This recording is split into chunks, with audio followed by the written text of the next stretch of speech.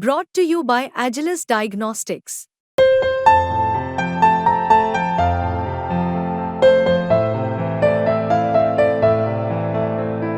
Agilus Diagnostics. Uttar Pradesh में अभी भी गौमांस का निर्यात हो रहा है।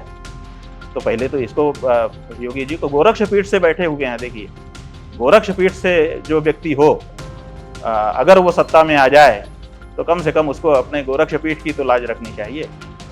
शंकराचार्य अविमुक्तेश्वरानंद आए दिन अपने तीखे बयानों से सुर्खियों में बने रहते हैं। राम मंदिर प्राण प्रतिष्ठा का मुद्दा हो या केदारनाथ में सोना घोटाले का, सभी पर बेबाकी से तथ्यों के साथ अपनी बात रखने से पीछे नहीं हटते हैं। अब शंकराचार्य ने सीएम योगी आदित्यनाथ को यूपी तक को दिए साक्षात्कार में जमकर सुनाया। उन्होंने कहा कि यूपी से सबसे ज्यादा मांस का निर्यात हो रहा है, सबसे ज्यादा स्लॉटर हाउस यूपी में है, तो हम मुख्यमंत्री योगी आदित्यनाथ को माफ नहीं कर सकते हैं। उन्हें गोरक्षक पीठ की तो लाज रखनी चाहिए। हमने उसके कहने के बाद हमने भी इंटरनेट से सर्च करवाया, तो जो ग्राफ निकल करके आ रहा है वो तो उत्तर प्रदेश से सबसे ज्यादा निर्यात हो रहा है।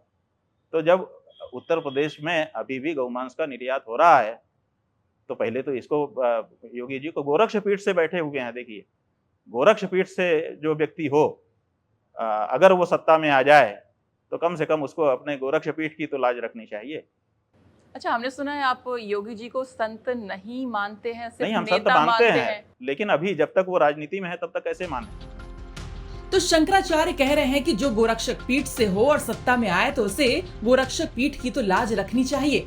हालांकि शंकराचार्य ने सिर्फ सीएम योगी को ही नहीं बल्कि पीएम मोदी को भी जमकर खरी खोटी सुना डाली और कह डाला कि तुम एक तरफ सत्ता में बैठकर मलाई खाते हो और दूसरी तरफ गाय कटने देते हो। कैसे हिंदू हो? हिंदू हिंदू बोल रहे हो और गाय माता को कटने दे रहे हो, हिंदू को लजा रहे हो। सुनिए और क्या कुछ कहा। हिंदू हिंदू बोल रहे हो और गौ माता को कटने दे रहे हो। ये हिंदू खून लजा रहा है, इससे हिंदू शब्द लजा रहा है। इससे बहुत हो चुका। 11 साल हो गए तुमको, 16 साल असल में कहा जाए तो 5 साल वाजपेयी की, 6 साल अगर जोड़ लें तो 16 साल हो चुके। 17वां साल में इस समय तुम्हारी सरकार है। क्या कारण है, क्यों इसमें विलंब कर रहे हो? हम यही अपने भारत देश के प्रधानमंत्री जी से पूछना चाहते हैं और इसका जवाब उनको हिंदू जनता के सामने देना चाहिए। और नहीं तो ये हिंदू हिंदू वाली रट खत्म करनी चाहिए कि भाई ठीक है, हम लोग राजनेता हैं, हम सब कुछ करते हैं और अपना राज करते हैं, ऐसा कह करके राज करो। लेकिन एक तरफ हिंदू हिंदू कहना और दूसरी तरफ गौ माता को इतने लंबे समय तक राज में रहने के बाद भी कटने देना, उनको अपमानित होने देना, ये बिल्कुल हिंदू शब्द को लजाने वाली चीज है, हिंदू खून को लजाने वाली चीज है। लोग पूरी दुनिया में कह रहे हैं। जब हम लोग गाय की बात उठाते हैं तो हमसे कहते हैं कि क्या हिंदू, हंस देते हैं कि क्या हिंदू, हम देख लिए बहुत हिंदू सत्ता पे बैठे हैं, मलाई काट रहे हैं और गाय कट रही है।